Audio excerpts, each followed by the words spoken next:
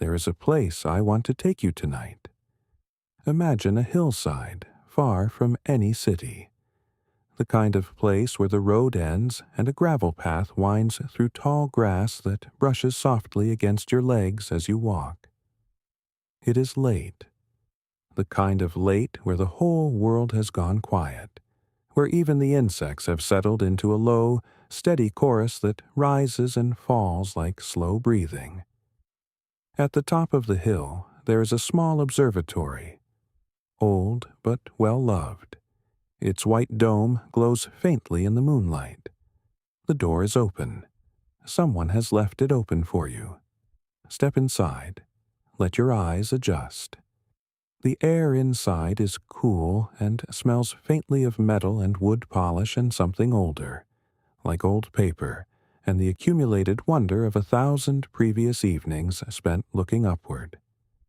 In the center of the room, a telescope points toward the open slit of the dome, trained on a patch of sky that holds more secrets than you could explore in 1,000 lifetimes. But you do not look through it just yet. Instead, you sit in the old wooden chair beside it, the kind that creaks softly as you settle in, and you let your gaze drift upward through the open dome to the sky above. And there they are, the stars, not just a handful scattered between clouds, but the real sky, the deep, overflowing, humbling sky you only ever see when there are no city lights to compete. Thousands of points of light, hundreds of thousands, streams and rivers of them pouring across the darkness. The Milky Way itself arcing overhead like a river of soft light, so vast and so close that you could almost reach out and stir it with your hand. Tonight, we are going to follow that light. We are going to ask the oldest question that human beings have ever asked. We are going to drift together, slowly and gently, into the deepest question the cosmos has ever posed for us. How big is the universe? There is no need to hold on tight. There's no need to try to understand everything. Just breathe. Let the question wash over you like the starlight washing over this hillside. Let it carry you. Let it lull you into something that is equal parts wonder and rest. Before we begin this journey, I want to take a moment to say something to you, directly and simply.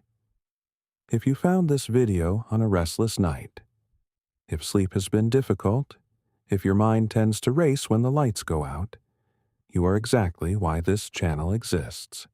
The Science Pillow was built for moments like this one. This is a place where curiosity and calm live side by side, where you can learn about the deepest wonders of existence while your body finally remembers how to let go. Every video here is made with one intention: to give your busy, brilliant mind something genuinely fascinating to hold on to, while the rest of you drifts gently toward sleep. Science as a lullaby, learning as a form of rest. If that sounds like something you need in your life, and I suspect it does because you are here, then please do take a moment to click that subscribe button. It is free, it takes half a second, and it means that the next time you cannot sleep, you will have a whole library of journeys like this one waiting for you. If tonight's journey speaks to you, a like helps other restless minds find their way here too. And now, let us go. Take a breath. Settle in. The universe is waiting. Section 1. The question that has always haunted us. Human beings have been staring at the sky for as long as there have been human beings. Long before there were cities, long before there were written languages or iron tools or anything that we would recognize as civilization, our ancestors were doing exactly what you and I are doing right now. They were lying on their backs in the dark, looking up, and asking the same impossible question with their whole bodies. What is all of this? How far does it go? Is there an edge to it? And if there is an edge, what is on the other side? We know this because of where they built their monuments.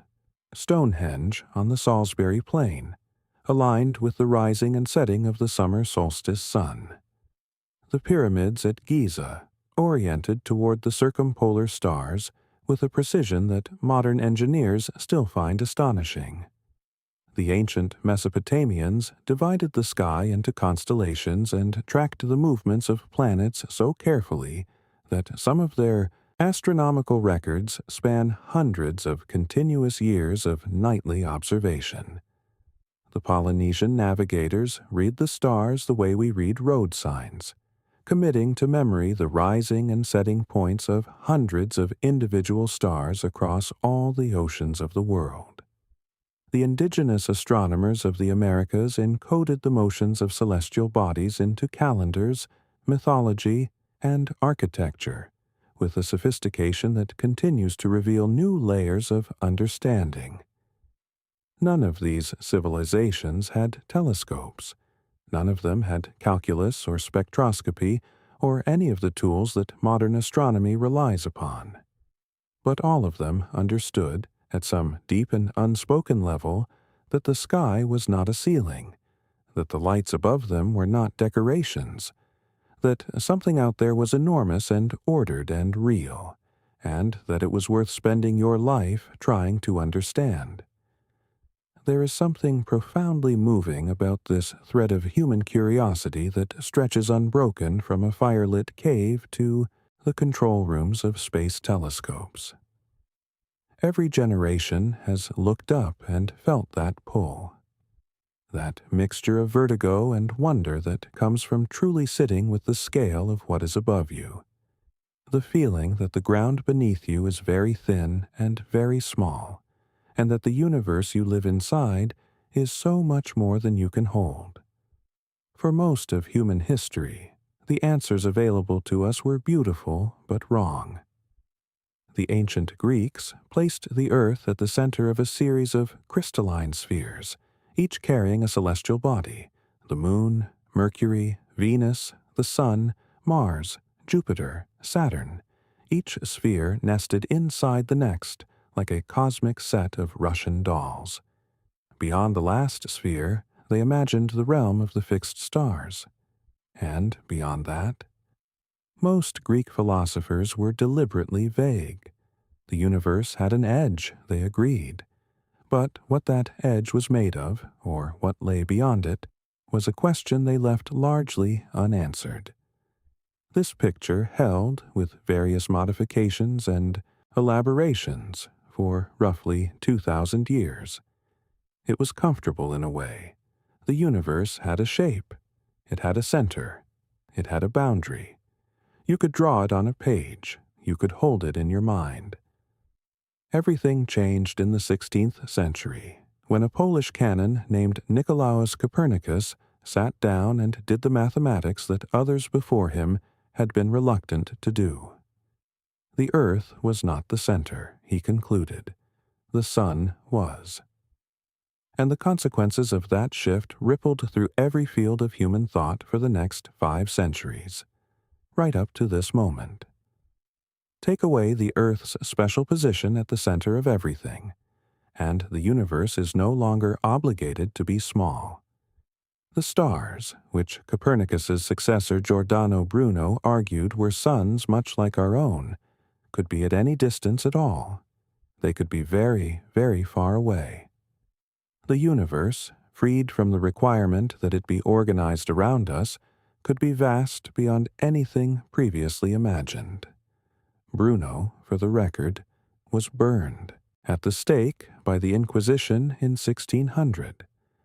Among the charges against him was the belief in an infinite universe with an infinite number of worlds.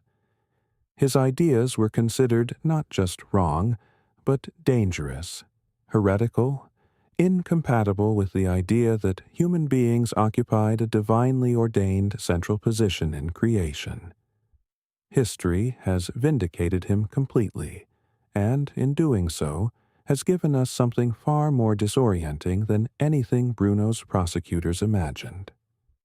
Because once Galileo Galilei turned his telescope to the sky in 1609 and discovered that the Milky Way was made of countless individual stars too faint to see with the naked eye, the universe began growing in ways that no one had the conceptual framework to accommodate.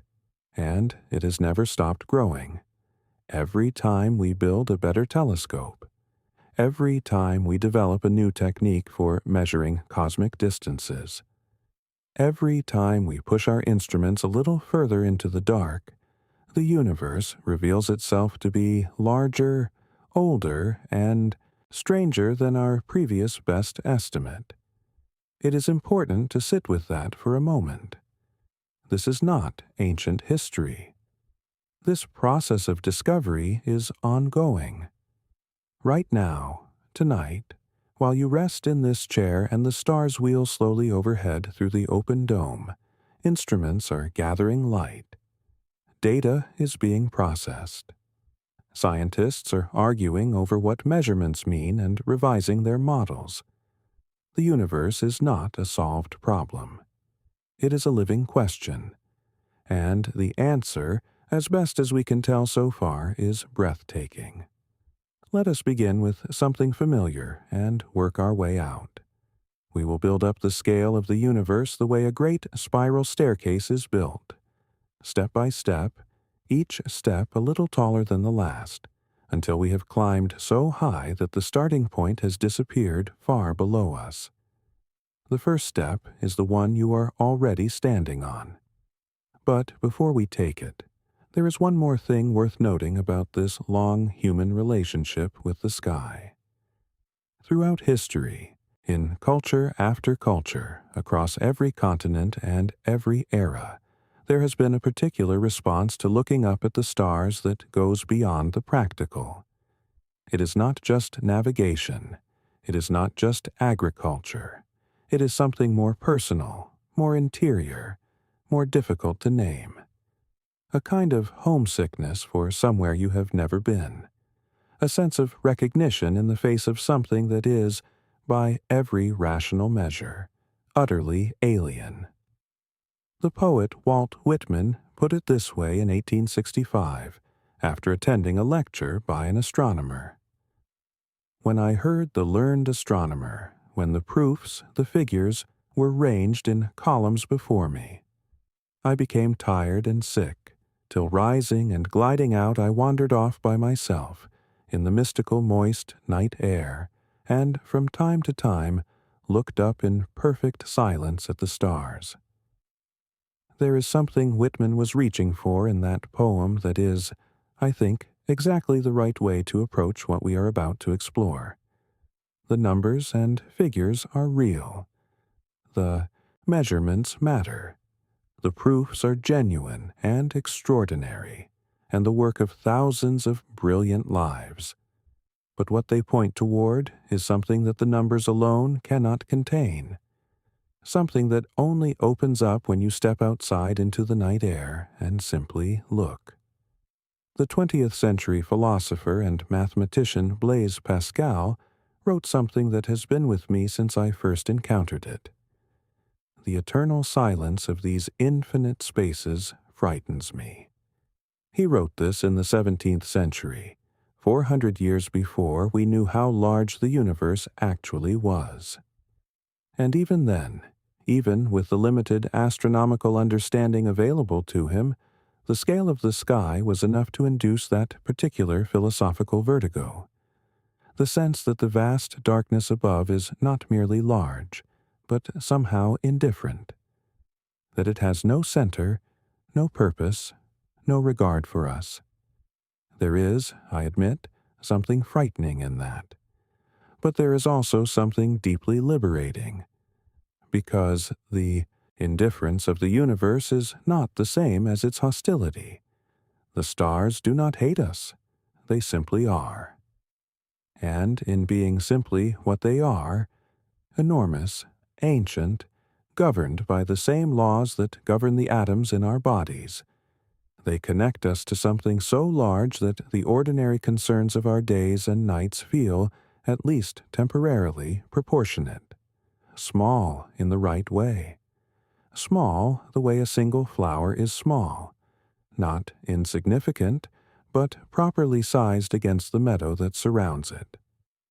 Let us begin. Section 2. From your bedroom to the edge of the solar system. You are here. Wherever you are reading or listening to these words, in a bed, on a couch, in a chair beside a telescope on a quiet hillside, you occupy a specific point in space. Your body takes up roughly the same volume as a few thousand cubic centimeters of warm, complicated matter. You are, in the grand scheme of things, extraordinarily small. But you are also extraordinarily precise. Of all the places in the universe where you could exist, you exist here, in exactly this arrangement of atoms, which is a staggering coincidence when you stop to think about it. Zoom out a little. Your home sits on a surface. That surface is the outer layer of a planet, a roughly spherical ball of rock, metal, and water that formed about 4.6 billion years ago from a swirling disk of material left over from the birth of our sun. The Earth is approximately 12,742 kilometers in diameter, or about 7,918 miles. If you drove a car at highway speeds without stopping, it would take you about 6 months to circle the equator once. The Earth is not small as things you stand on go. But then zoom out a little further. The Earth orbits the Sun at an average distance of about 150 million kilometers, a unit so fundamental to astronomical measurement that it has its own name. 1 astronomical unit. Light, the fastest thing there is, traveling at nearly 300,000 kilometers per second, takes about 8 minutes and 20 seconds to cross that distance. When you look at the sun, which please don't, not without protection, you are seeing it as it was 8 minutes ago. You are looking back in time, even at the closest star. The sun itself is enormous by the standards of everyday experience. You could fit about 1.3 million Earths inside it. It contains 99.86% of all the mass in the entire solar system. Everything else, all the planets, all the moons, all the asteroids and comets and dust and gas, constitutes just the remaining 0.14%. The sun dominates this system so completely that everything else is essentially an afterthought. The solar system extends far beyond the orbit of Earth, of course, out past Mars, across the vast asteroid belt where hundreds of thousands of rocky bodies orbit in the space between the inner and outer planets. Out to Jupiter, that enormous gas giant with its swirling storm systems and its 95 known moons, which orbits roughly 5 times further from the Sun than Earth does. Out to Saturn with its magnificent rings, those gossamer disks of ice and rock that catch the sunlight in a way that never fails to astonish anyone who sees them clearly for the first time.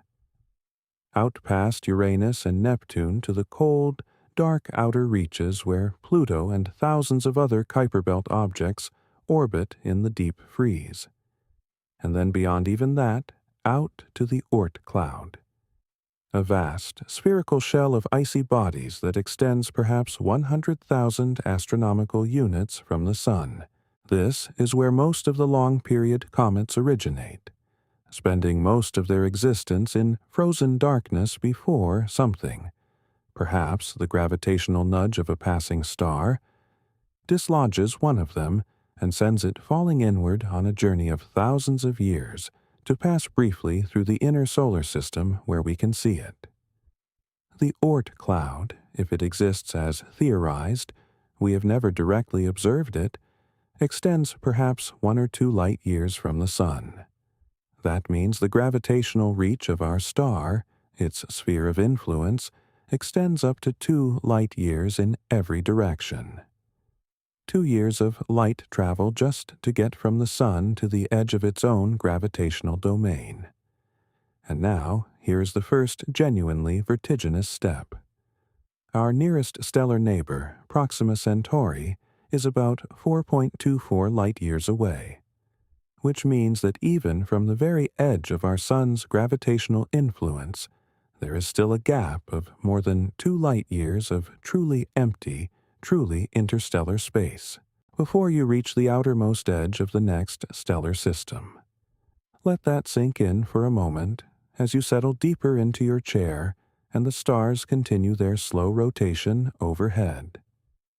The fastest spacecraft ever built by human civilization is the Parker Solar Probe, which achieved a speed of roughly 690,000 kilometers per hour during close approaches to the Sun. That is fast by any human standard. At that speed, New York to Los Angeles takes about 9 seconds. But at that same speed, traveling to Proxima Centauri, it would take approximately 6,500 years. We have never been to another star. No human being and no human-made object has come within light years of any star besides our own. All of human history, all of the technology, all of the accumulated knowledge of thousands of years of civilization. We have explored, in the deepest sense, only our own small neighborhood. And yet, even this neighborhood is rich beyond our full comprehension. Consider what else lives in our solar system beyond the planets themselves. The gas giants Jupiter, Saturn, Uranus, and Neptune collectively host a bewildering variety of moons, 146 known moons around Jupiter alone, discovered as recently as 2023 when astronomers updated the count. Among these moons are some of the most fascinating worlds in the solar system. Io, Jupiter's innermost large moon, is the most volcanically active body in the solar system. Its surface constantly reshaped by hundreds of volcanoes driven by the tidal flexing of Jupiter's enormous gravitational grip. Europa, another of Jupiter's large moons, almost certainly harbors a global liquid water ocean beneath its icy crust. An ocean that may have more liquid water than all the oceans on Earth. And, if there is liquid water, with a source of energy and the right chemistry, then the conditions for life, as we understand them, may exist on Europa right now. Saturn's moon Enceladus is even more dramatic in some ways. It actively vents geysers of water vapor and organic molecules from cracks at its south pole, seeding Saturn's outermost ring with material from its subsurface ocean.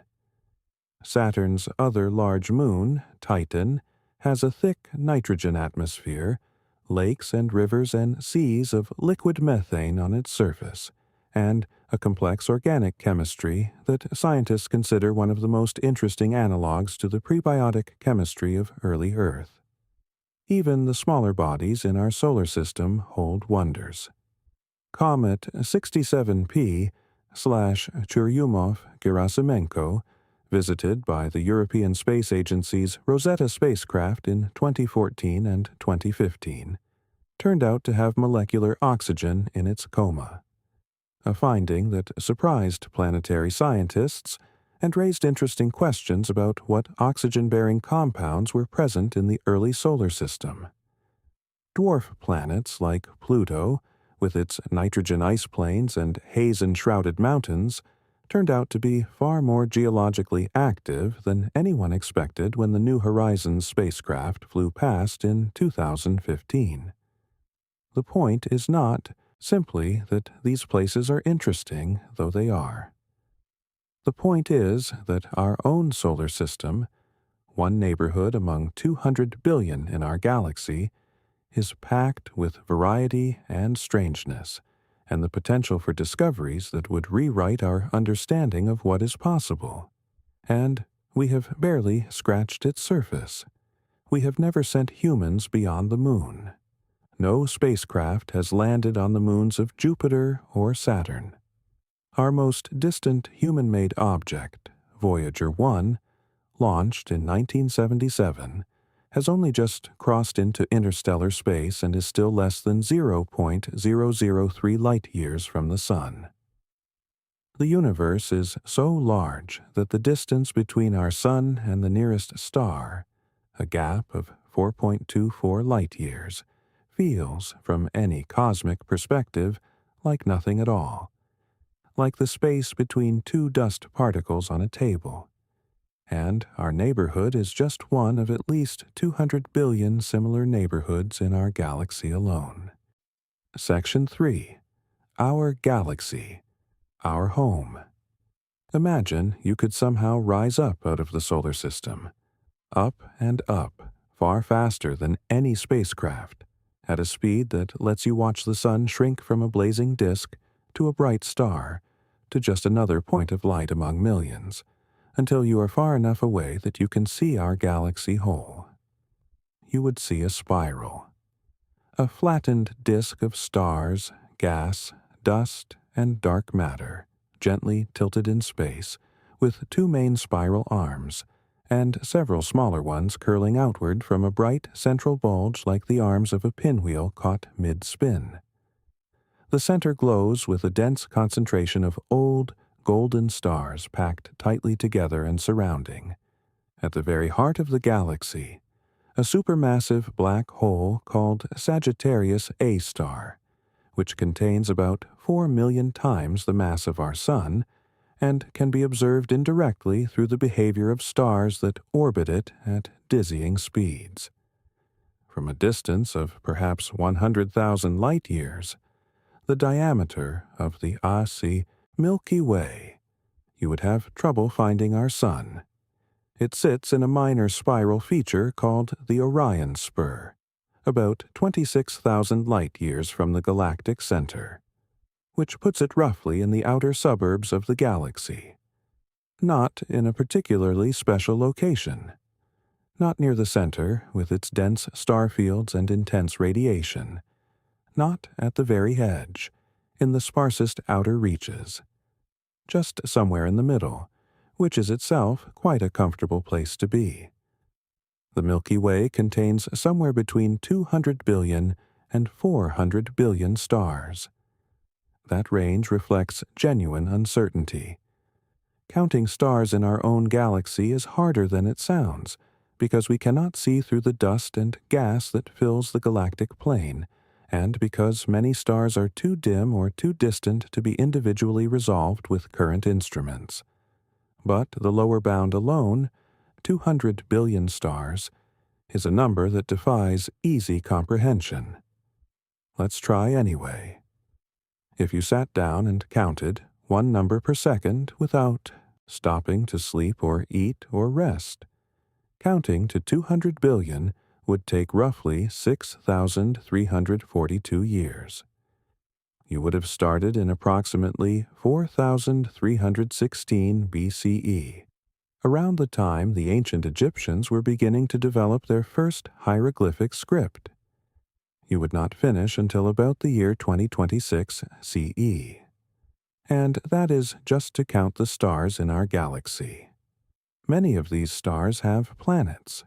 Current estimates, based on data from telescopes like Kepler and TESS, that survey the sky for the telltale dimming of starlight when a planet passes in front of its host star, suggest that on average, every star in the galaxy hosts at least one planet, which means there are at least as many planets in the Milky Way as there are stars, upward of 200 billion planetary worlds. Many of these worlds will be gas giants or ice worlds or scorched rocks too close to their stars to support liquid water. But even a conservative fraction, even 1% of them, even 1/10 of 1%, could represent conditions where life, in some form, is at least conceivable. Whether that means life actually exists on any of them is a different question entirely, and one that science has not yet answered. But the sheer number of opportunities is staggering. Before we move on from the Milky Way, let us pause and appreciate one more aspect of this galaxy that we tend to overlook in the rush toward larger scales. The Milky Way is not just a collection of stars, it is an ecosystem. Stars are born in giant molecular clouds, enormous, cold, dark regions of gas and dust that can span hundreds of light years and contain enough material to make millions of stars. These clouds collapse under gravity, fragment into smaller clumps, and each clump eventually forms one or more stars. The process is slow by human standards, taking millions of years from the beginning of collapse to the ignition of nuclear fusion, but it is happening right now, in places like the Orion Nebula and the Eagle Nebula and the Carina Nebula, and countless others scattered through the spiral arms of the Milky Way. Stars spend most of their lives on what astronomers call the main sequence, steadily burning hydrogen in their cores. How long they stay there depends enormously on their mass. The most massive stars, tens of times the mass of our Sun, burn so furiously that they exhaust their hydrogen in just a few million years and end in spectacular supernova explosions. Stars like our Sun will burn steadily for about 10 billion years total. We are currently about 4.6 billion years in. The least massive stars, the red dwarfs that make up perhaps 70% of all stars in the galaxy, burn so miserly that they will continue for trillions of years. When a star dies, whether quietly as a white dwarf or explosively as a supernova, it returns much of its material to the galaxy, enriched with the heavier elements it forged in its interior. This enriched gas drifts and mixes in the interstellar medium, eventually finds its way into a new molecular cloud and is incorporated into the next generation of stars and planets. The galaxy is, in this sense, a great recycling system, continuously refining the raw material of hydrogen and helium into more complex and interesting chemistry with each stellar generation. Our Sun is a third-generation star. Its material has been through at least 2 previous stellar lives before ending up in the solar nebula that condensed to form the Sun and its planets. The iron in your blood, forged in a star that exploded before our Sun was born. The calcium in your bones, similarly. The carbon that forms the backbone of every biological molecule in your body. Created in the nuclear furnace of a star that lived and died billions of years before Earth existed. You are made of recycled stellar material. The universe made you out of itself, using billions of years of stellar alchemy. This is not poetry. It is chemistry. It is true. The galaxy you live in is 100,000 light years in diameter. If you wanted to cross it at the speed of light, you would need 100,000 years. That is roughly 20 times longer than all of recorded human history. The Milky Way is so large that light itself, the fastest thing in the universe, could not carry a message from one edge to the other during the entire span of human civilization so far. And yet, in the greater structure of things, the Milky Way is a middling specimen. Not a dwarf galaxy, which can contain as few as 10 million stars. Not a supergiant elliptical like IC1101, which contains roughly 100 trillion stars and spans perhaps 6 million light-years in its brightest regions. The Milky Way is what astronomers call a large spiral galaxy. Impressive, yes, but one of many. The Andromeda Galaxy, our nearest large neighbor, is somewhat larger, containing perhaps 1 trillion stars and spanning around 220,000 light-years, though some measurements suggest it might extend even further in its faint outer halo. In 4 billion years, give or take, the Milky Way and Andromeda will begin to merge. The two galaxies are already moving toward each other, closing at roughly 110 kilometers per second. When they finally collide and merge, the result will be a large elliptical galaxy, something astronomers have already given the tentative name Milkomeda or Milkdromeda. The collision will not, incidentally, result in many stars actually hitting each other. The distances between individual stars, even in the densest parts of a galaxy, are so enormous that merging two galaxies is largely a gravitational dance rather than a series of physical collisions. The Sun, and any planets orbiting it, will likely survive the merger intact, though they may be flung to a very different orbit within the new, larger galaxy. For now, though, we orbit our galactic center in a fairly orderly way, completing one revolution every 225 to 250 million years, a period astronomers call the galactic year. The last time we were in this exact position relative to the galactic center, dinosaurs were just beginning to walk the Earth. Before that, the Permian mass extinction had just wiped out most of life on Earth. The history of life on Earth, from its first single-celled expressions to complex multicellular organisms to the dinosaurs, to the mammals to us, has spanned a brief arc of less than 4 galactic years. We are newcomers, orbiting at the edge of a galaxy that has been spinning for over 50 galactic years. The scale of this, when you sit with it, is genuinely disorienting. But it also does something interesting to time. It makes 13.8 billion years feel less abstract.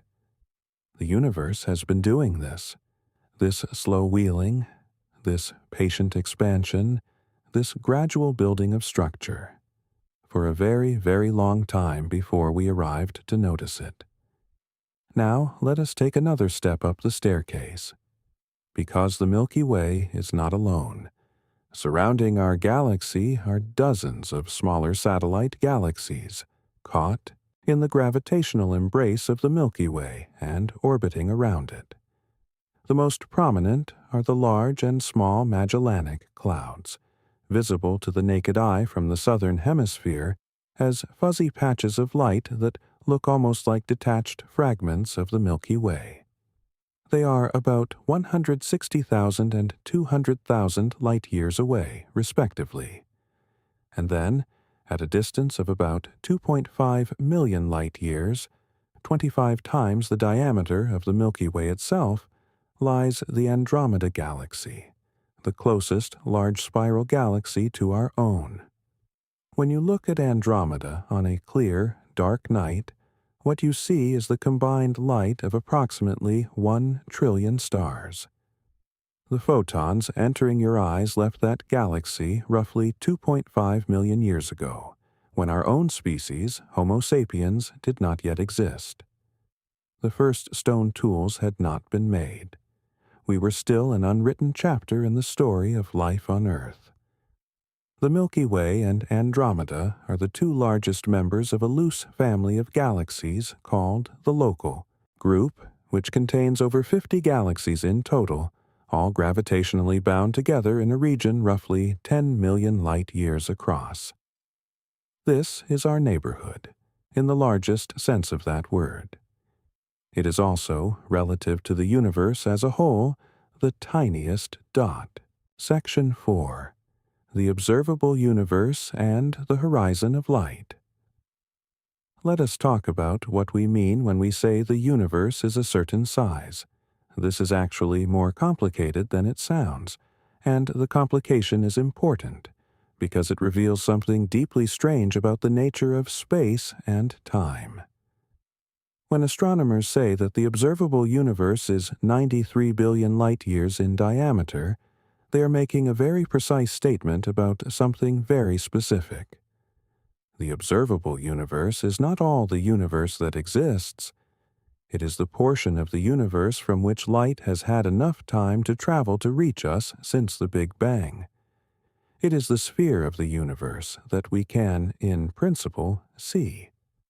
The universe is approximately 13.8 billion years old. That means light has had 13.8 billion years to travel. Naively, you might expect the edge of the observable universe to be 13.8 billion light-years away. But it is not. It is about 46.5 billion light-years away in every direction, giving the observable universe a diameter of about 93 billion light-years. How is this possible? The answer is that space itself has been expanding since the Big Bang. Think of it this way. When a photon, a particle of light, left some distant galaxy 13 billion years ago, the galaxy was much closer to us than it is now. Over the 13 billion years that photon has been traveling toward us, the space between us and that galaxy has been expanding. The galaxy has been carried further and further away, not because it was moving through space, but because the space between us was growing. By the time the photon finally arrives at our telescopes, the galaxy that emitted it is now much further away than the distance the photon traveled. This is not a paradox, and it does not violate the speed of light, because it is not the galaxy moving through space. It is space itself expanding. Space can expand faster than light, and in fact, in the very early universe it did exactly that. We will come to that shortly. What it means for the practical question of the observable universe's size is that the edge of what we can see today corresponds to objects that are now about 46.5 billion light-years away, even though the photons we detect from those objects only traveled about 13.8 billion light-years to reach us. The edge of the observable universe, the most distant thing we can ever hope to see, is not a wall or a boundary in space. It is a horizon in time. It is the point beyond which light has not yet had time to reach us. Beyond that horizon, there is presumably more universe. We simply cannot see it yet, and in some cases we may never see it at all.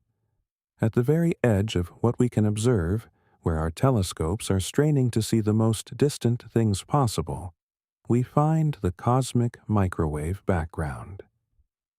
This is an afterglow of radiation left over from the Big Bang itself, emitted when the universe was about 380,000 years old, and had cooled enough for atoms to form for the first time. Before that moment, the universe was a hot, dense plasma of particles and radiation, so hot and so dense that light could not travel freely through it. The universe was opaque, like a room completely filled with thick fog. When the plasma cooled enough for electrons to combine with protons and form neutral hydrogen atoms, the fog cleared. For the first time, light could travel freely through space. The photons released at that moment have been traveling ever since, and we detect them today as a faint background glow of microwaves filling the sky uniformly in every direction, with a temperature of about 2.7 degrees above absolute zero. That glow is the oldest light in the universe. It is a photograph, in microwaves, of the universe as it was 380,000 years after its birth. The instruments that have mapped this cosmic microwave background, most notably the WMAP satellite that operated from 2001 to 2010, and the Planck satellite that operated from 2009 to 2013, have given us an extraordinarily detailed picture of the early universe's structure. And what they have revealed is that the universe, at that earliest moment we can observe, was remarkably smooth, almost perfectly uniform. But not quite. There were tiny ripples in density, variations of just a few parts in 100,000. And these tiny ripples are the seeds from which all subsequent structure grew. Every galaxy, every star, every planet, every living thing ultimately owes its existence to those faint density fluctuations in the early universe. There is something I want to linger on here, because it is one of the most extraordinary connections in all of science. Those density fluctuations in the early universe, the ones that seeded all subsequent cosmic structure, were not classical fluctuations in the way that, say, waves on a pond are classical. They were quantum fluctuations. They were rooted in the fundamental uncertainty of reality at the smallest scales, the kind of uncertainty that Heisenberg described and that quantum mechanics formalized. In the very early universe, when the scale of the cosmos was so small that quantum mechanics governed everything, random quantum variations in the density of space were stretched, by inflation, to cosmic scales, and those quantum variations became the seeds of galaxies, which means that the existence of the Milky Way, and the existence of our solar system, and the existence of Earth, and the existence of life, and ultimately the existence of you and your particular arrangement of atoms and memories and questions. All of this can be traced back to quantum fluctuations in the first tiny fraction of a second of the universe's existence. The cosmic web is, in a sense, a quantum phenomenon writ large across the sky. The universe we live in carries the imprint of its quantum origins on the very largest scales. This connection between the very small and the very large is one of the deepest and most beautiful features of modern cosmology. The fact that we can draw an unbroken line from quantum mechanics to the structure of the observable universe is a triumph of human understanding that deserves to be celebrated more widely than it is. Now, the observable universe, 93 billion light-years across, containing an estimated 2 trillion galaxies, and somewhere in the vicinity of 10 to the 24th stars, is already so large as to be essentially meaningless as a number. But here is the truly vertiginous part. This is almost certainly not all the universe there is. Section 5. The Big Bang and the universe's first moments. We need to back up all the way to the beginning, or as close to the beginning as our physics allows us to go. 13.8 billion years ago, in a moment that everything which exists emerged from, the universe began. We call this the Big Bang, though the name is somewhat misleading. It was not an explosion in the conventional sense. There was no pre-existing space for an explosion to occur in. Rather, it was the sudden appearance of space itself, along with everything in it. All the matter and energy that would ever exist, compressed into a state of unimaginable density and temperature, suddenly expanding outward in all directions. At the very first instance, so early that we are talking about fractions of a second so tiny that the human mind has no intuitive grasp of them, the physics of the universe was governed by conditions so extreme that our standard models of particle physics begin to break down. The temperature was billions upon billions of degrees. Matter and antimatter were being created and annihilated in equal measure, radiating energy in enormous flashes. The 4 fundamental forces of nature, gravity, electromagnetism, and the strong and weak nuclear forces, may have been unified into a single superforce that we have never been able to observe directly, because the universe cooled too quickly for us to recreate those conditions. In the first second, a remarkable amount happened. Quarks combined into protons and neutrons. The fundamental building blocks of atomic nuclei were assembled, and, crucially, something happened that we still do not entirely understand. The perfect symmetry between matter and antimatter was broken slightly, so that for every billion particles of antimatter, there were 1,000,000,001 particles of matter. The antimatter and matter annihilated each other, leaving nothing but radiation and that 1 in a billion surplus of matter. Everything you see in the universe today, every star, every planet, every person, is the residue of that tiny asymmetry. We exist because of a margin of error of roughly 1 part in a billion.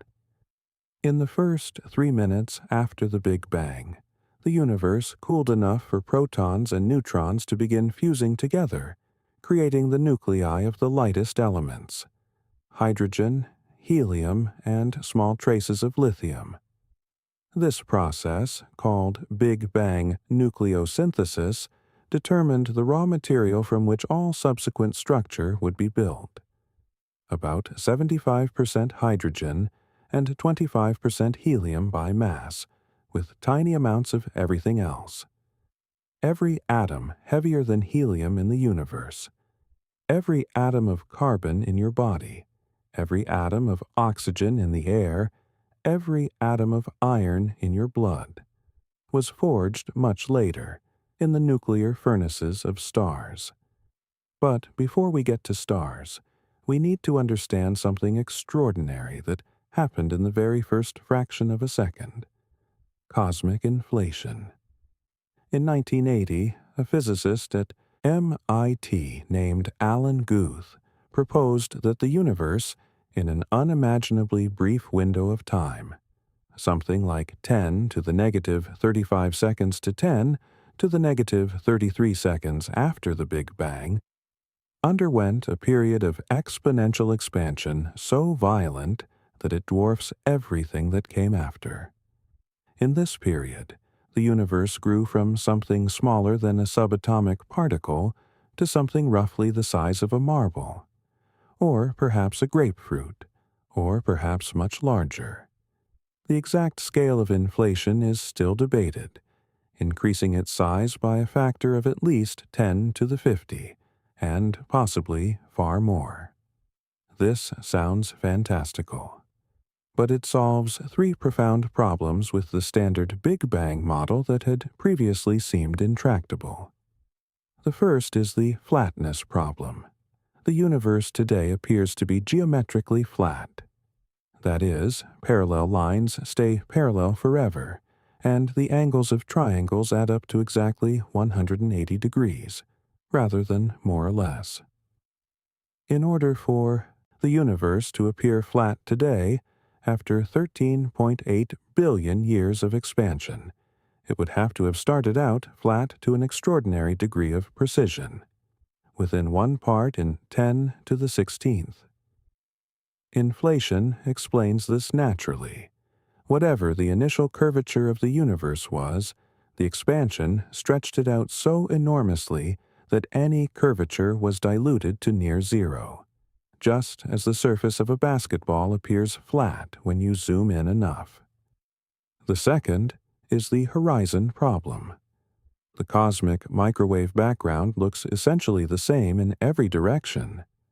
The temperature varies by only tiny fractions of a degree.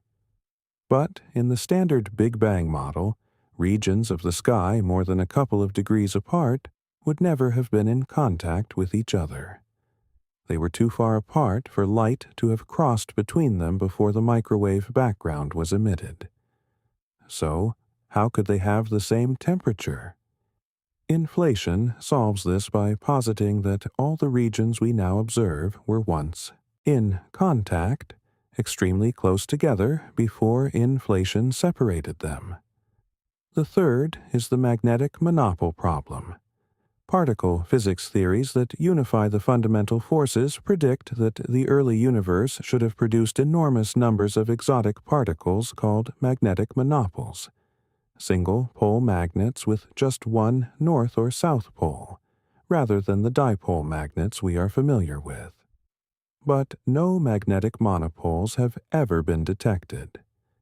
Inflation dilutes their density so dramatically that finding one in the observable universe would be like finding a particular grain of sand somewhere on Earth. Inflation ended when the energy driving it was converted into the hot, dense soup of particles and radiation that we recognize as the Big Bang proper. This conversion, called reheating, gave the universe its initial supply of matter and energy, and set it on the path we can trace with our telescopes today. But here is the profound implication of inflation for the size of the universe. If inflation happened, and the evidence strongly suggests that it did, then the region of space that inflated into our observable universe is almost certainly only a tiny fraction of the full extent of what inflation created. The rest of that inflation-created space, regions of the universe that started out as nearby neighbors but were flung to unimaginable distances before the fog of the early universe lifted, lies forever beyond our cosmic horizon. We can never see it. We can never send a signal to it. We can never receive a signal from it. It exists, almost certainly, but it exists beyond any conceivable reach. How much larger is this full universe than our observable bubble? Nobody knows. But the calculations suggest it could be at least 10 to the 23rd times larger, or perhaps 250 times, depending on the model. Others suggest it could be effectively infinite. Following this explosion of creation, the universe continued expanding and cooling. For the next 380,000 years, it was opaque, a hot plasma too dense for light to travel through. Then came the moment of recombination, when the plasma cooled enough for atoms to form and the universe became transparent, releasing the photons we now detect as the cosmic microwave background. And then something strange happened. A long silence in astronomical terms. For the next several 100 million years, the universe was dark. There were no stars. There were no galaxies. There was hydrogen and helium gas, cooling slowly, drifting in the dark, pulled by gravity toward the denser regions seeded by those tiny fluctuations in the early universe. We call this the cosmic dark ages. The universe that had been born in fire spent its childhood in complete darkness. Then, slowly, the gas in the densest regions began to collapse under its own gravity. As it collapsed, it heated. And somewhere around 100 to 300 million years after the Big Bang, the exact timing is still being refined, and the James Webb Space Telescope is one of the main tools being used to pin it down. The temperature in the hearts of these collapsing clouds reached the threshold for nuclear fusion.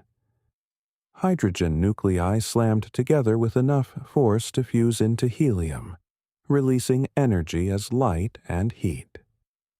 The first stars were born.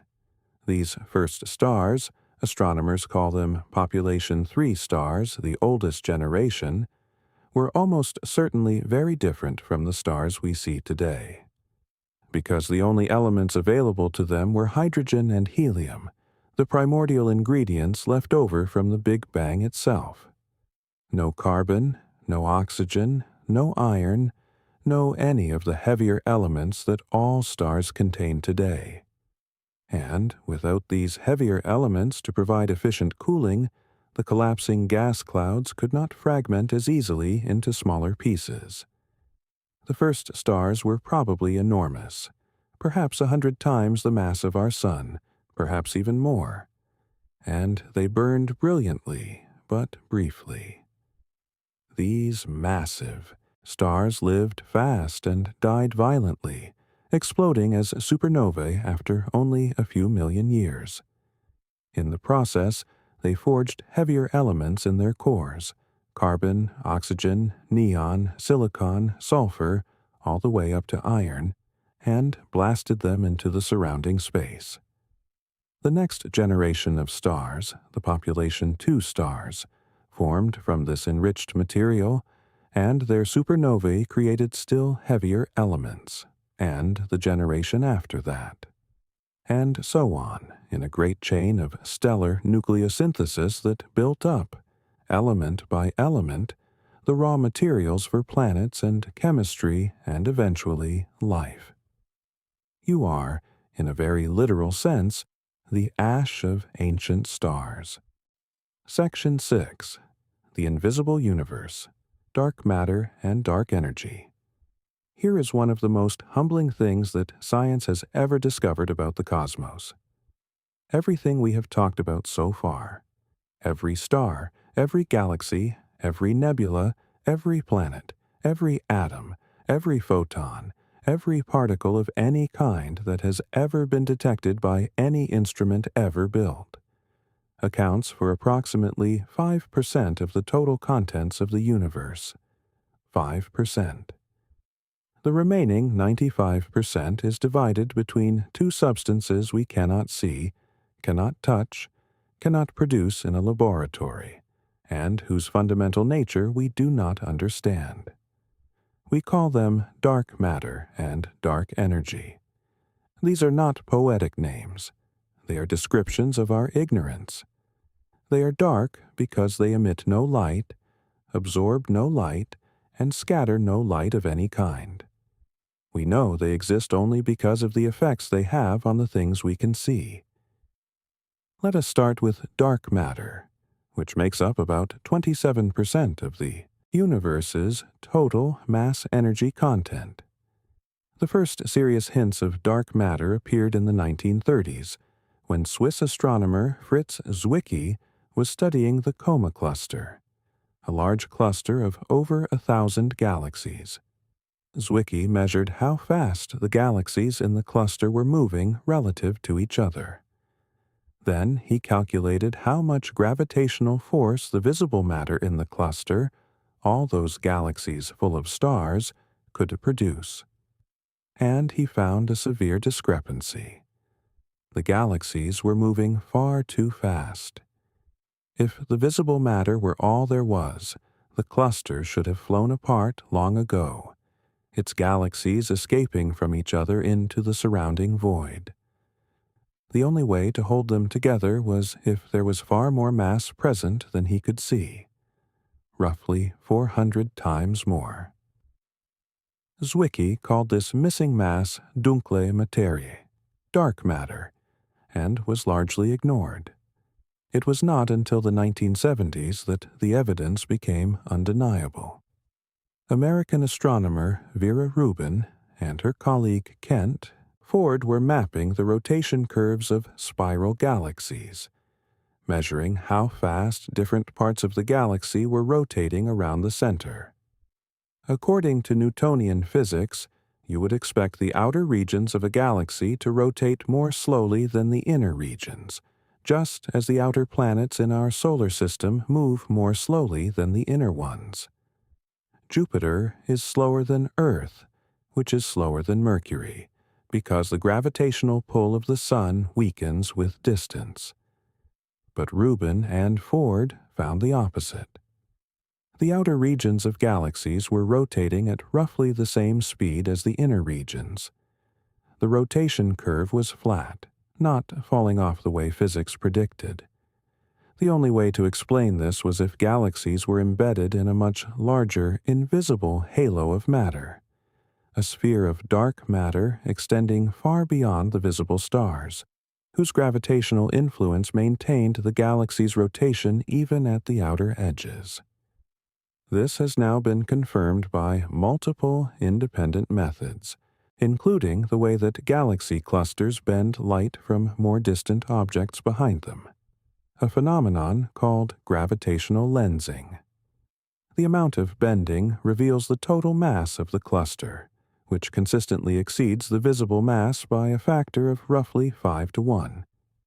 That excess mass is dark matter. What is dark matter made of? We don't know. The leading candidates are hypothetical particles called WIMPs, weakly interacting massive particles, or perhaps axions, which are much lighter. There is also renewed interest in the idea that dark matter might consist partly of primordial black holes that formed in the very early universe before the first stars. Multiple experiments around the world are currently searching for dark matter particles, using enormous detectors placed deep underground to shield them from other forms of radiation. So far, none have detected anything conclusive. Dark matter remains one of the deepest unsolved mysteries in physics. And dark matter, for all its mystery, is the comprehensible half of the invisible universe. Dark energy is stranger still. In 1998, two independent teams of astronomers, the Supernova Cosmology Project and the High-Z Supernova Search Team, were using Type 1, a supernovae, as standard candles to measure cosmic distances. Type 1 supernovae are exploding white dwarfs that reach approximately the same peak brightness every time they go off, which means you can figure out how far away one is by measuring how bright it appears. They were using these measurements to track how the expansion of the universe had changed over time. They expected to find the expansion slowing down. Common sense said that gravity should be pulling everything back together, gradually decelerating the outward motion that began with the Big Bang. The question was how much, and whether the universe would eventually stop expanding and collapse. The Big Crunch scenario. What they found instead was that the size expansion was speeding up. The universe was accelerating. This was so unexpected that both teams spent years checking and rechecking their data before announcing the result. It has since been confirmed by multiple independent methods. The universe is not just expanding. It is expanding faster and faster, as if some invisible force is pushing everything apart with increasing urgency. We call that force dark energy, and it constitutes approximately 68% of the total mass energy content of the universe. Dark energy appears to be a property of space itself, a kind of energy intrinsic to empty space, evenly distributed throughout the universe, and growing stronger as the universe expands because more space is being created. The more space there is, the more dark energy there is, driving the expansion further. What dark energy is, at a fundamental level, is completely unknown. It matches what Albert Einstein called the cosmological constant, a term he introduced in 1917 and later called the greatest blunder of my life, thinking he had been wrong to include it. He may, in fact, have been right all along.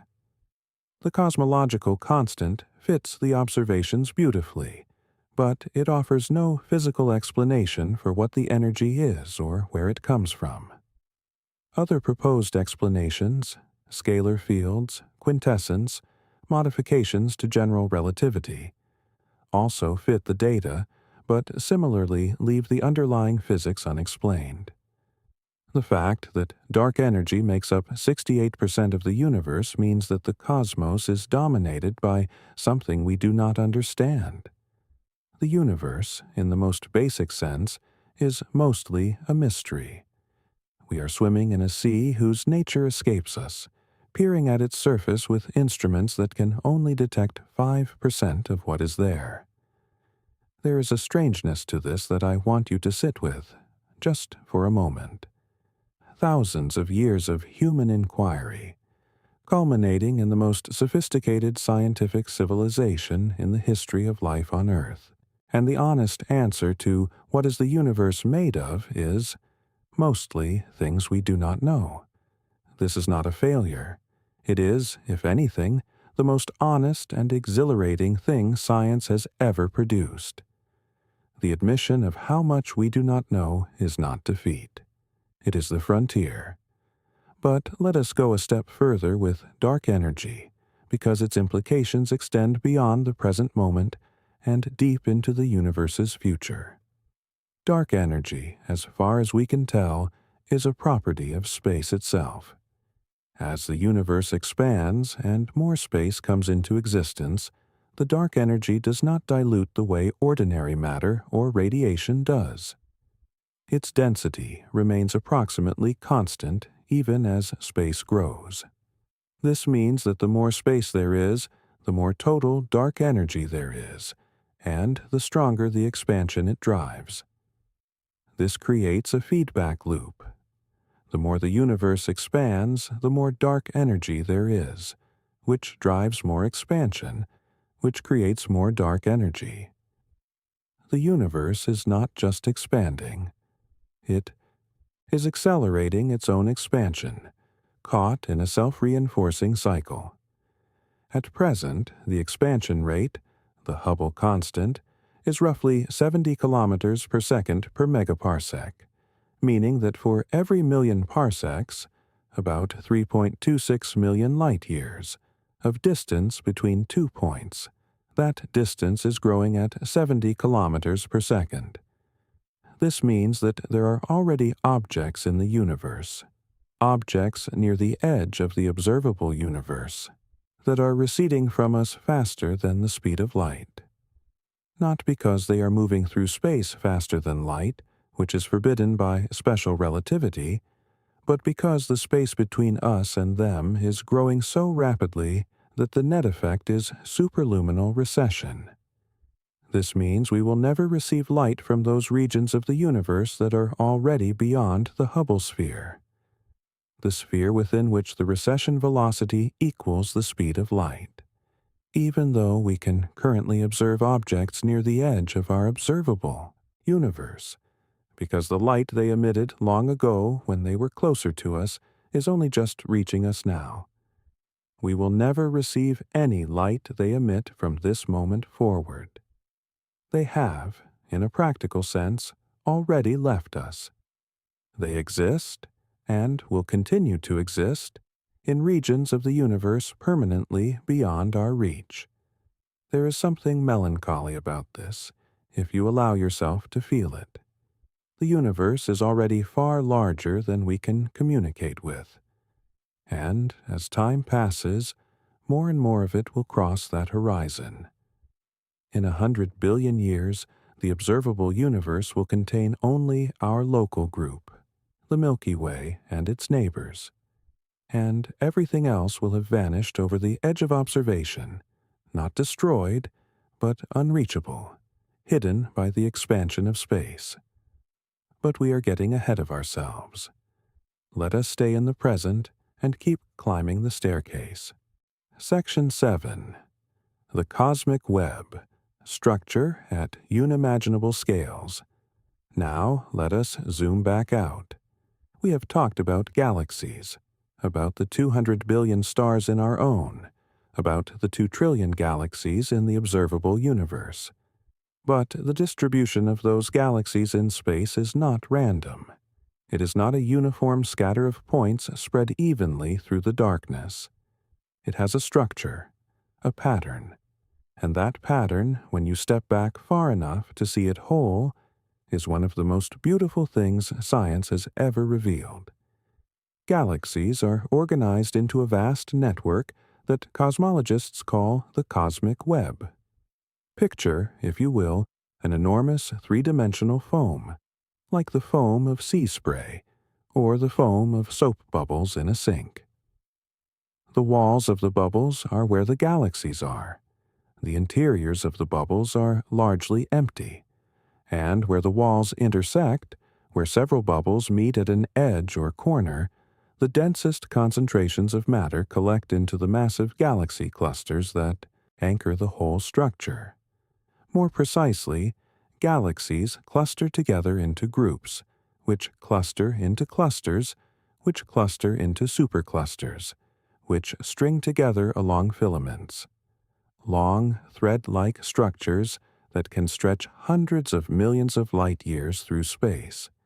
Between the filaments are the voids, enormous empty regions of space where galaxies are rare or absent, bubbles of near emptiness that can be hundreds of millions of light-years across.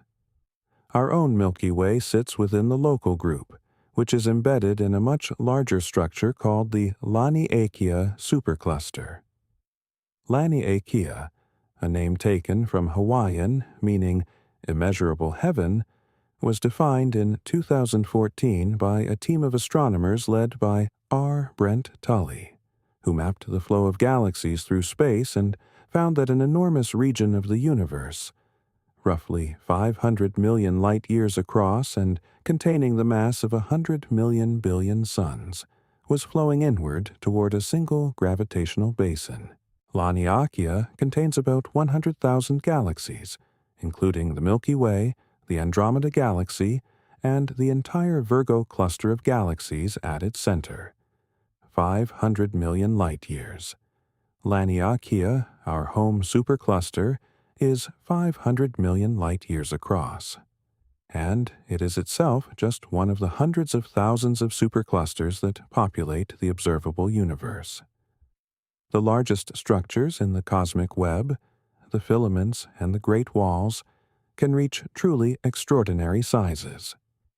The Sloan Great Wall, discovered in 2003 using data from the Sloan Digital Sky Survey, stretches about 1.4 billion light-years.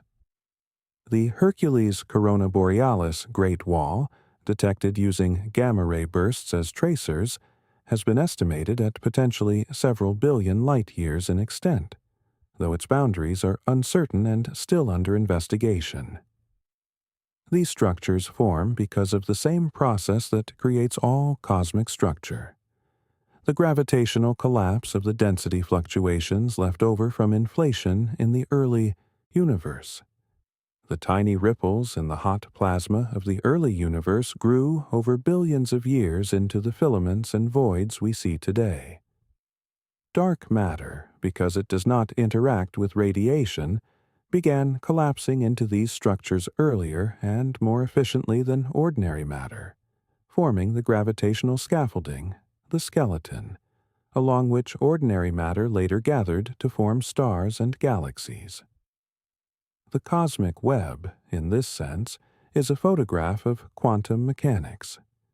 The filaments and voids we see today are the magnified imprint of quantum fluctuations that occurred in the first tiny fraction of a second after the Big Bang, stretched to cosmic scales by inflation, and grown over 13.8 billion years of gravitational evolution. The pattern of galaxies in the sky is, quite literally, a picture of quantum mechanics written in light across the darkness. To appreciate the scale of the cosmic web, consider this. The observable universe is 93 billion light-years in diameter, contains perhaps 2 trillion galaxies, and yet the structure of the cosmic web, the pattern of filaments and voids, appears to extend all the way to the edge of what we can observe. There is no evidence that it stops. The web pervades the universe at every scale we can see. Beyond the visible filaments and clusters, in the vast voids between them, space is not entirely empty. The intergalactic medium, the diffuse gas and plasma that fills the space between galaxies, permeates the universe.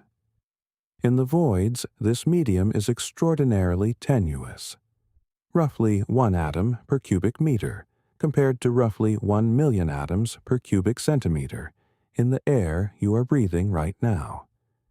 But integrated over the enormous volume of the voids, this diffuse gas represents a significant fraction of all the ordinary matter in the universe, and much of it has never been incorporated into a star or a galaxy at all. It is matter that has been floating in the dark since the Big Bang, untouched and unlit. Standing here, in the mental space of this observatory, trying to comprehend this structure, it is easy to feel very small. And you should, in a way. You are very small. We all are. But there is another response to this information that is equally valid and perhaps more useful, and it is wonder. The fact that we can see this structure at all, that we can map the web of filaments and voids across hundreds of millions of light years, that we can identify our own position within it and understand, at least in broad strokes, how it came to be. This is one of the great achievements of the human mind. Something about this universe produces creatures who look up and ask questions. That has to count for something. It is worth noting, before we leave the cosmic web behind and zoom outward again, that the web itself is not static. It evolves. Over billions of years, gravity causes the filaments to grow denser, pulling galaxies along them toward the nodes where galaxy clusters accumulate. The voids grow larger as matter drains out of them and into the filaments. Galaxy clusters grow more massive as smaller groups fall into them. The universe is in the process of becoming more and more structured at the scales of clusters and filaments, even as the dark energy-driven expansion is pulling the clusters themselves further and further apart. At some future point, in the unimaginably distant future that we will explore in a later section, the large-scale structure we see today will have dissolved. All the galaxies beyond our local cluster of galaxies will have receded beyond the cosmic horizon. The observable universe will contain only our own merged local group, the Milky Way and Andromeda and their satellite galaxies, having long since merged into a single entity, and nothing else visible beyond it. The rest of the cosmic web will have vanished over the edge of observation, not because it stops existing, but because the light from it can no longer reach us. But that is very, very far in the future. For now, the web shines. Section 8. The total universe beyond the observable horizon. We have been circling something important, and now it is time to face it directly. The observable universe, 93 billion light-years across, containing 2 trillion galaxies, every photon that has ever reached a human eye or a human-made instrument, is almost certainly not all there is. It is the portion of the universe we can see. But the universe, as best as we can tell, extends beyond that horizon. How far beyond? We do not know. It might be finite, just much larger than the observable part, or it might be infinite in extent, going on forever in every direction without any edge or boundary. This is not idle speculation. The question of the universe's overall size and shape is a serious scientific one, with genuine observational constraints and theoretical models. The evidence currently available to us, primarily from the cosmic microwave background, as measured by the Planck satellite, indicates that the universe is geometrically flat to at least 1 part in 400. Flat geometry, in cosmology, means that space obeys the rules of standard Euclidean geometry. Parallel lines never converge or diverge, and the angles of triangles add up to exactly 180 degrees. Flat geometry is compatible with either a finite or an infinite universe. In a flat universe with a slight positive curvature, like the surface of a very, very large sphere, space would eventually curve back on itself, and you would encounter the same regions of space if you traveled far enough in any direction. Such a universe would be finite, though it would have no boundary or edge in the traditional sense. Like the surface of a sphere, it would be finite but unbounded. There is no point on the surface of a sphere that is the edge. In a perfectly flat universe, or one that is slightly negatively curved, space would go on forever. Infinite in extent. Infinite in the number of galaxies it contains. And an infinite universe has some extraordinary implications. In an infinite universe with a finite number of possible configurations of matter, which is the case since each region of space can only have matter arranged in finitely many ways at any given density and energy, repetition becomes not just possible but inevitable. If space goes on forever, then eventually, somewhere out there, the exact arrangement of particles in a region of space identical to the observable universe must be repeated. And if it is repeated once, it is repeated infinitely many times. Somewhere in the infinite universe, there is a region identical to ours. Somewhere there is a copy of you, reading or listening to these exact words, in an identical room, under an identical sky.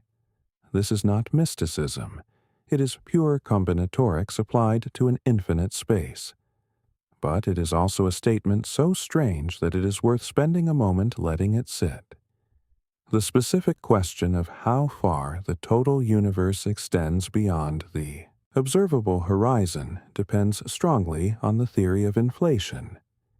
If inflation lasted longer than the minimum required to solve the flatness and horizon problems, and there is no reason it should have stopped at exactly the minimum, then the total universe could be vastly, almost incomprehensibly larger than the observable portion. A team of researchers at Oxford, using a statistical technique called Bayesian model averaging, estimated from the available data that the total universe is at least 250 times larger than the observable universe, or at least 7 trillion light-years across. Other estimates, based on different inflation models, suggest the universe could be 10 to the 23rd times larger than the observable portion. And some versions of eternal inflation, the idea that inflation, once started, never fully stops and continually spawns new expanding bubbles of space, predict a multiverse of effectively infinite extent, with our observable universe being one bubble among an uncountable number. The deep irony is that the question of how big the universe is may be permanently unanswerable. By definition, we cannot receive signals from beyond our cosmic horizon. The universe beyond the edge of what we can see is, in the most profound sense, beyond reach.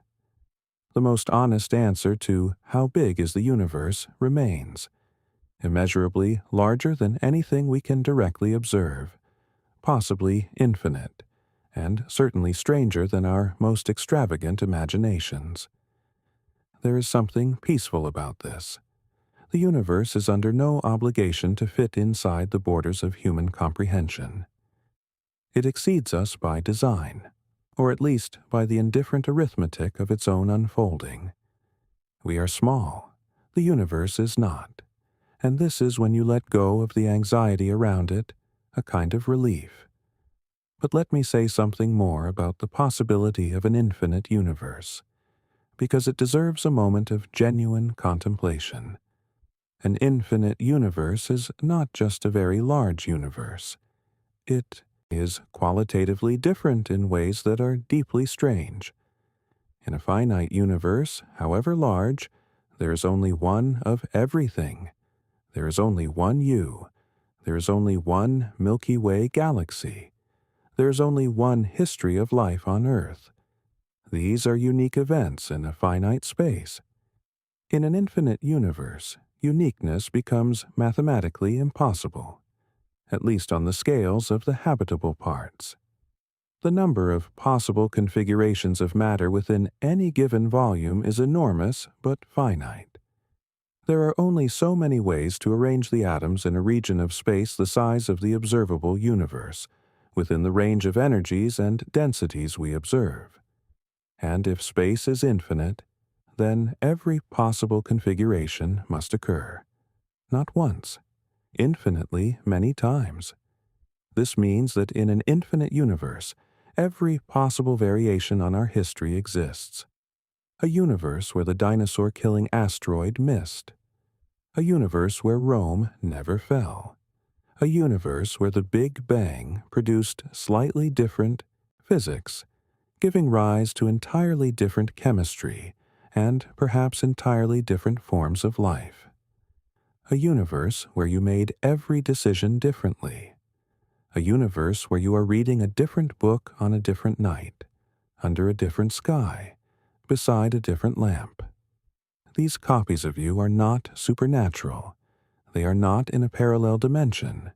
They are just very, very far away. In the same universe, in the same space, separated by distances so enormous that no signal from them will ever reach you, and no signal from you will ever reach them. They exist in the same universe, but in regions permanently beyond our cosmic horizon. This is not mysticism. It is the logical consequence of combining two very reasonable-sounding premises. Space is infinite, and physics is locally deterministic with a finite number of possible states. The result is a conclusion that sounds like science fiction but is, if the premises are correct, ordinary mathematics. Whether you find this comforting or disturbing probably says something interesting about you. The geometry of the universe, whether it is flat, spherical, or saddle-shaped, is one of the most actively studied questions in cosmology, and the Planck satellite has given us the best current answer. Flat to the precision of current measurements. A flat universe can be infinite, or it can be finite, but with a geometry so large that its curvature is below our ability to detect. We cannot, with current technology, distinguish between these possibilities.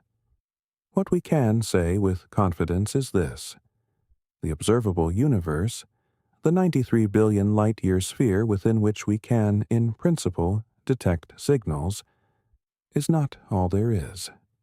Beyond it lies more. How much more, we cannot say. But the correct mental image of the universe is not a bounded sphere.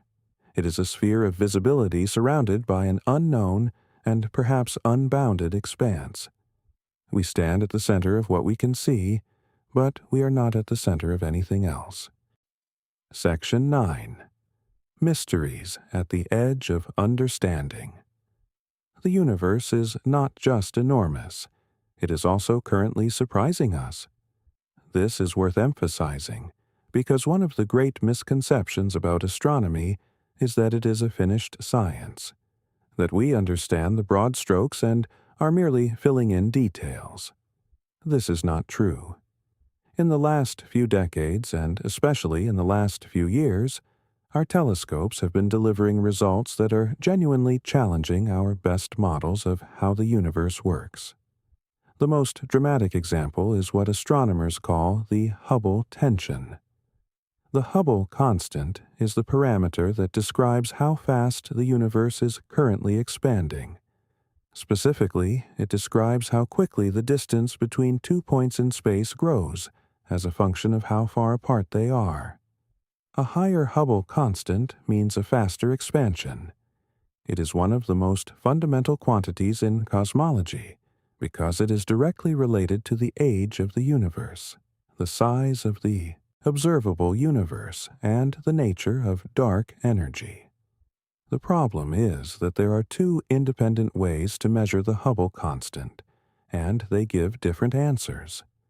The first method is indirect. Use the cosmic microwave background to precisely determine the contents and initial conditions of the early universe, and then calculate what the expansion rate should be today based on the standard model of cosmology. The Planck satellite did this with extraordinary precision and arrived at a value of about 67.4 kilometers per second per megaparsec.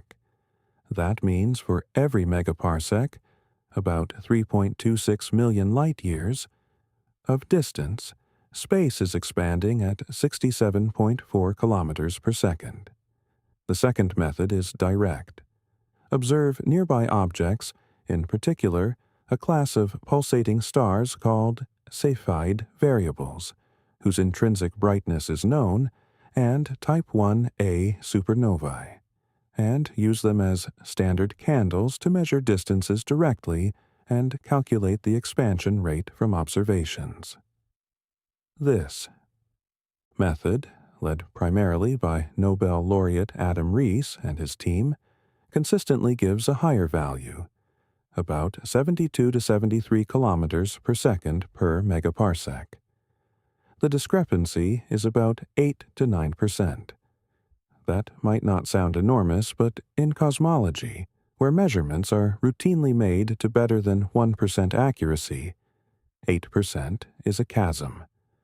Both methods have been refined and cross-checked and verified, and the discrepancy has persisted and in fact grown sharper with better data.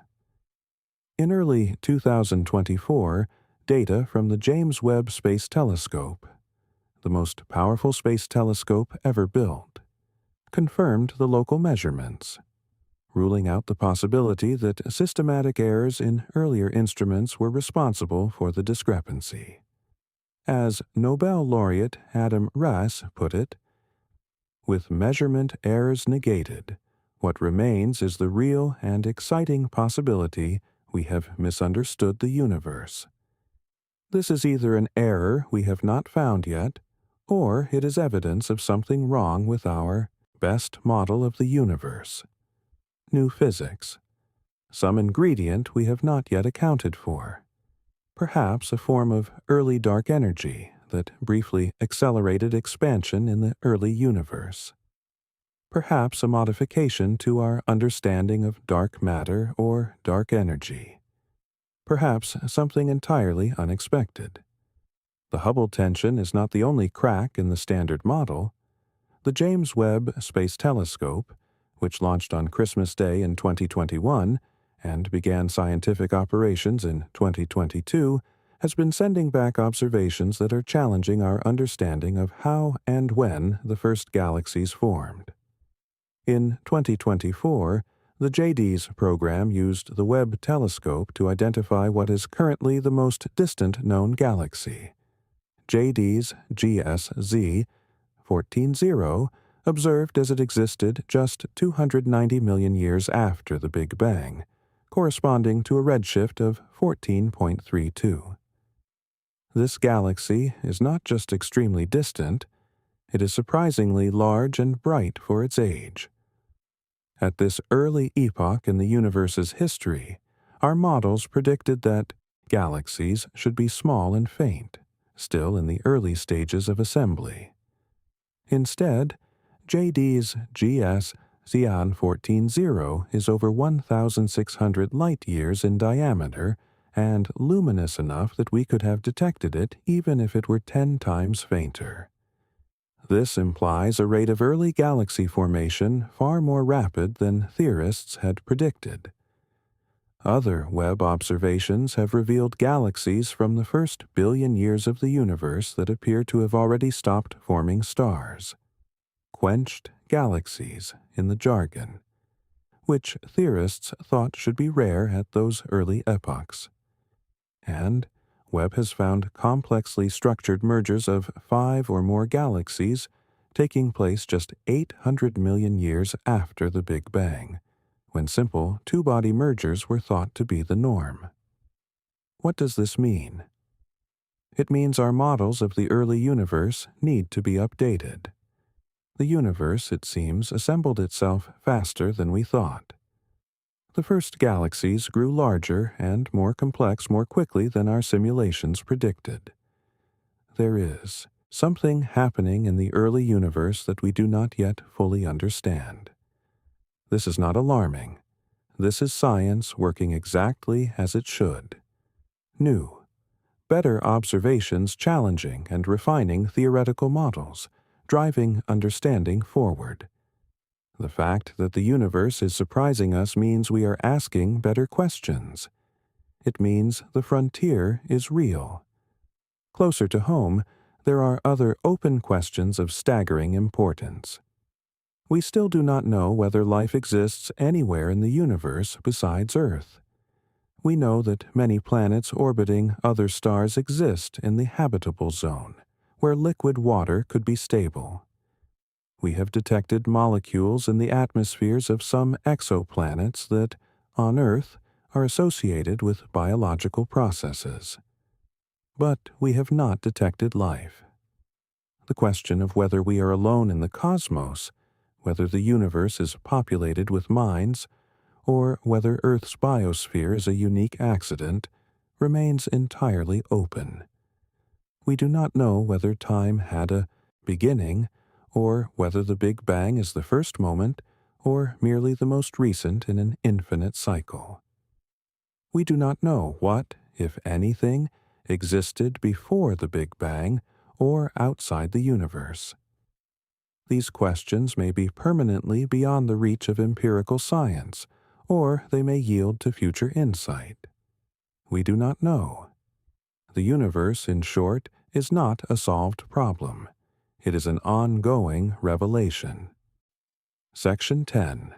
The Fate of Everything. We have come a long way tonight, from a hillside observatory to the cosmic horizon and back again. But there is one more question worth asking as you settle deeper into rest. The question of what happens next. Not tomorrow, not next year, but eventually, in the long, long run. What is the fate of this universe we live in? The answer depends on the nature of dark energy, which remains unknown.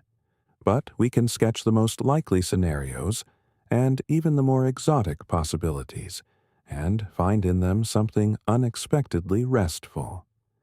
The most widely accepted scenario, based on current observations, is called the Big Freeze, or heat death.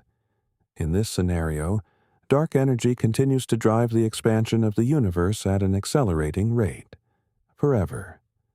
Galaxies beyond our local group, which are already receding from us, will continue to recede faster and faster, until they are moving away at speeds that effectively remove them from our observable universe. The sky will gradually empty of distant galaxies, not because they stop existing, but because they cross our cosmic horizon and their light can no longer reach us. Over the next trillion years, a period roughly 100 times longer than the current age of the universe, stars will continue to form from the reserves of gas in galaxies, but the supply is finite. Star formation will gradually slow and then stop. The most massive stars will burn out first within millions of years. Stars like our Sun will shine for billions of years before exhausting their hydrogen and expanding into red giants, then contracting into white dwarfs, dim embers of stellar carbon. The smallest, most miserly stars, the red dwarfs, will burn so slowly that some of them will shine for trillions of years. But they too will eventually exhaust their fuel. In the fullness of time, the galaxies will contain fewer and fewer stars, until they are populated only by the burnt-out remnants of what used to be suns, neutron stars, white dwarfs, and black holes, orbiting each other in the cold dark. The black holes themselves will eventually evaporate. Stephen Hawking showed in 1974 that black holes are not truly black. They slowly radiate energy through quantum effects, a process now called Hawking radiation. The rate is so slow for stellar mass black holes that they would take many times the current age of the universe to evaporate even a tiny fraction of their mass. Supermassive black holes, like the one at the center of our galaxy, would take something on the order of 10 to the 100 years to fully evaporate. But eventually, in unimaginable spans of time, even they would fade. What would remain? Essentially, nothing. A dark, cold, nearly empty universe, expanding forever. The temperature of space would approach absolute zero asymptotically, never quite reaching it.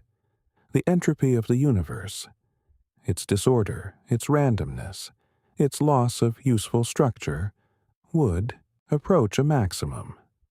All the energy that once powered suns and warmed planets would be spread uniformly through an ever larger volume, too diffuse to drive any further process. The universe would be in a state of maximum entropy, what physicists call thermodynamic equilibrium. This is the heat death. Not a dramatic end, but a long, slow, quiet ending. The universe not with a bang, but with a whisper, growing darker and colder and emptier across spans of time that make the current age of the universe look like an eye blink. There are other possibilities. If the dark energy is not a constant, but instead something that grows stronger over time, a scenario called phantom energy, then the expansion of the universe could eventually become violent enough to tear apart everything. First galaxy clusters, then individual galaxies, then solar systems, then planets, then atoms, then the nuclei of atoms, until the very fabric of space-time itself is ripped. This is called the Big Rip. Phantom energy is the culprit. It would happen in roughly 22 billion years, based on some models, though current data suggests this is less likely than the heat death scenario. There is also the Big Crunch, the idea that if dark energy were somehow to weaken and reverse, gravity could eventually overcome the expansion and cause the universe to collapse back on itself. Observations strongly suggest this is not our fate, given the current acceleration of expansion. But the universe is under no obligation to remain comprehensible. And then there are the stranger possibilities at the very far edge of speculative physics. Boltzmann brains, isolated, fluctuating pockets of organized matter that spontaneously form from quantum randomness in the far future of an empty, cold universe, and which briefly think before dissolving again. A new Big Bang arising from some quantum instability of the vacuum. An infinite cycle of expansion and contraction, with our universe being one of an endless series of cosmic heartbeats. We do not know which of these fates awaits the universe. We may never know. The timescales involved are so far beyond any conceivable observation or experiment that they exist in the realm of theoretical extrapolation rather than empirical science. There is one more endpoint worth mentioning, because it lives at the very edge of what physics allows us to imagine.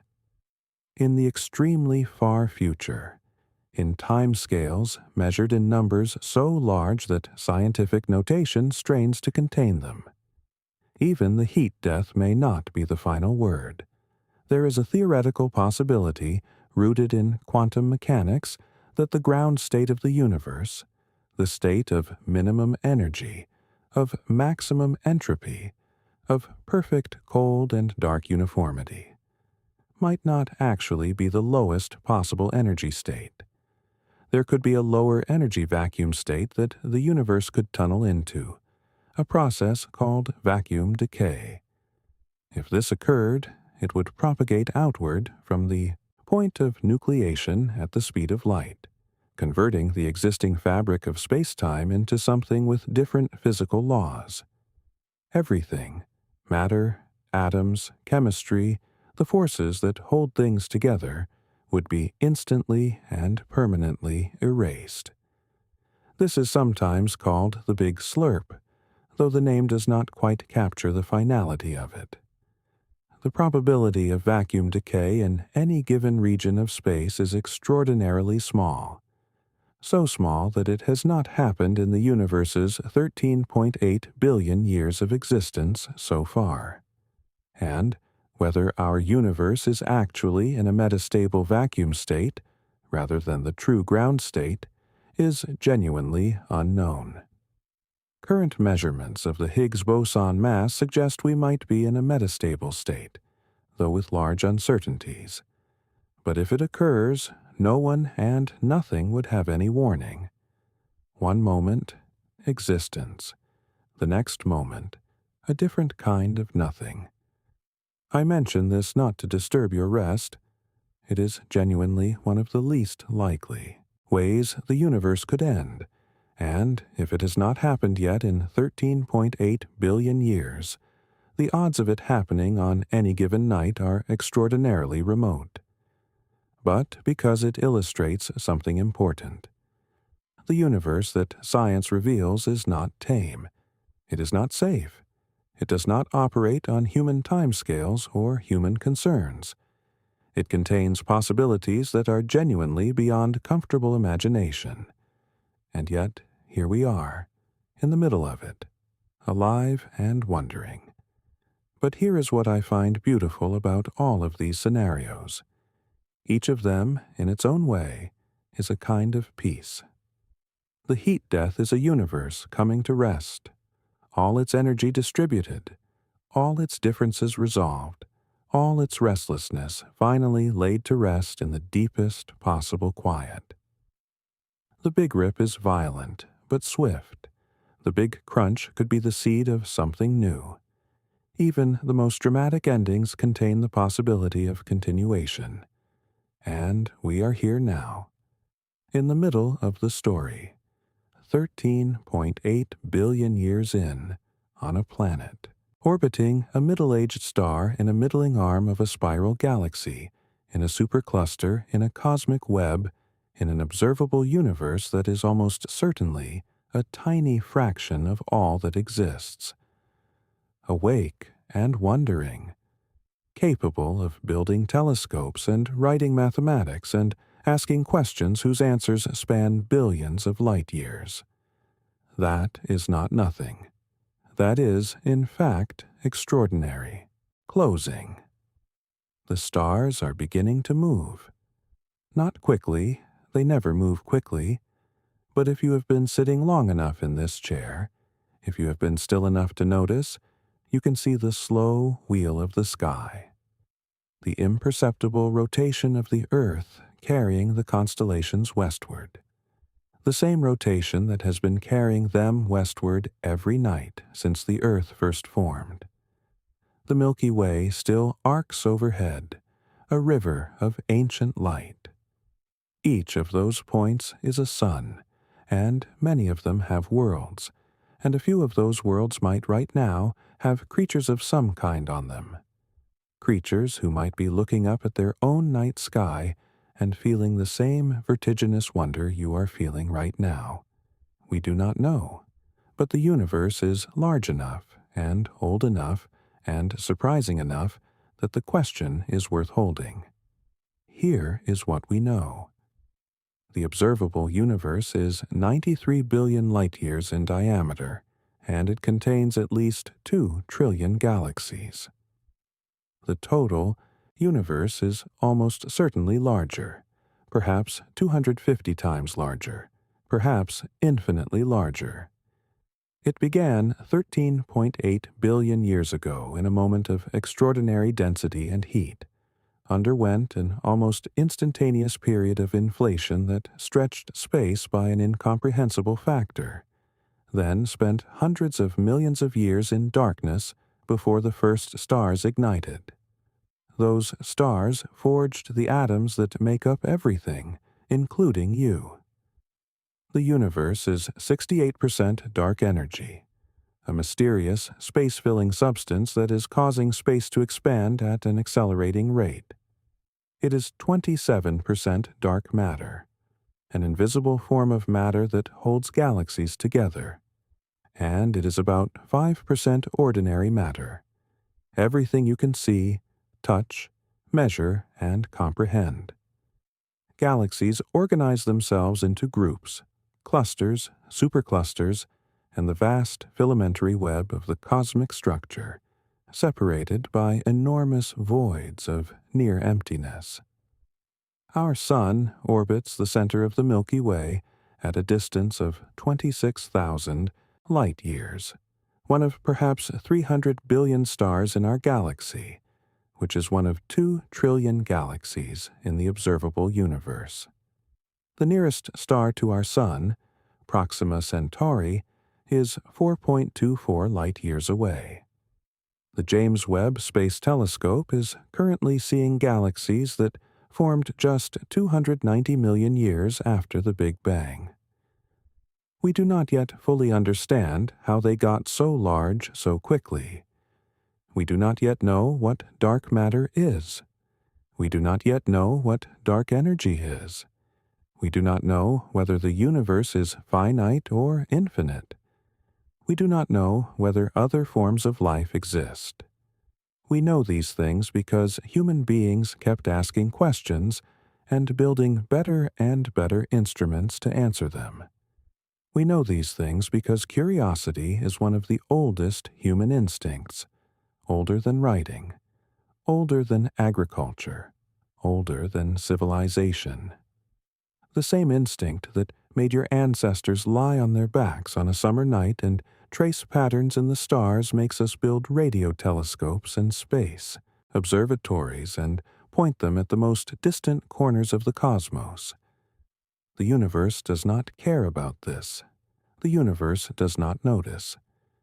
But it is nevertheless remarkable, perhaps the most remarkable fact there is, that inside this enormous, ancient, indifferent cosmos, there are pockets of organized matter that have become aware of it. That can look up and ask how big. That can feel something when confronted with the answer. You are one of those pockets. Right now, in this moment, lying in the dark with the stars overhead, you are the universe looking at itself and wondering. That is worth something. It is worth quite a lot. Let the stars continue their slow wheel. Let the Milky Way pour its ancient light across the sky. Let the questions rest, as you rest, held gently by the knowledge that the universe is vast and old, and full of things we have not yet imagined, and that none of it requires an answer tonight. Tonight you can simply be here, small and warm and alive, under an infinite sky. And that, for now, is enough. One final thought, as the stars wheel slowly overhead, and your body grows heavier in this chair, and the sounds of the hillside soften around you. The physicist Richard Feynman once wrote that the same equations that describe the tiniest particles known in physics also describe the rotation of the galaxy. The same mathematics governs the nucleus of an atom and the orbit of a star. The same four fundamental forces that hold a proton together also govern the death of suns and the collision of galaxies. The universe is not divided into the very small and the very large. It is one continuous interconnected thing, described by laws that hold everywhere and everywhen. And those laws are knowable. That is the most astonishing fact of all. The universe did not have to be comprehensible. There is no reason, from the universe's point of view, why its processes should be describable by mathematics that the human brain can understand. And yet they are. The equations work. The predictions come true. The same laws that Galileo first began to articulate in the 17th century, refined by Newton and Einstein and Dirac and Feynman and Hawking and hundreds of thousands of others, describe the behavior of everything from the smallest known particles to the largest known structures. This comprehensibility is either a remarkable coincidence or a deep feature of reality, or evidence of something about the relationship between mind and cosmos that we do not yet understand. Whatever it is, it means that the effort of understanding, the act of inquiry, of building telescopes and writing equations and staying up late to look at the sky, is not futile. It is the most human thing there is. And the universe, indifferent to our existence as it may be, apparently does not mind being understood. Go gently into your rest tonight. The questions will be here when you wake. The stars will still be turning. The universe will still be 93 billion light-years wide. still 13.8 billion years old, still mostly dark and cold and mysterious, still full of wonders that have not yet been discovered, galaxies that have not yet been named, and questions that have not yet been asked. And you will be here too. One extraordinary, improbable pocket of organized matter, awake to the fact of its own existence, resting under an infinite sky. Sleep well. Outro. If this journey has carried you somewhere quieter, if the stars feel a little more present, a little more real after traveling together through 93 billion light years of space and 13.8 billion years of time, then this channel has done what it set out to do. The Science Pillow exists to be here on the nights when rest does not come easily. Every video on this channel is crafted with that same intention: to give your restless mind something genuine and beautiful to hold, while the rest of you lets go. If this is the kind of sleep companion you have been looking for, please hit subscribe. The button is there, quiet and unassuming, waiting for you. And leave a like if tonight's journey felt like time well spent. New journeys go up regularly, through the deep oceans, through the history of the cosmos, through the mysteries of the human mind, through the quiet enormity of natural history. Every one of them has been made for this exact moment, for the moment just before sleep, when the mind is open and the world is quiet, and something vast and gentle is the only thing you need. Sleep well. The universe will still be there in the morning, and it will still be 93 billion light years wide.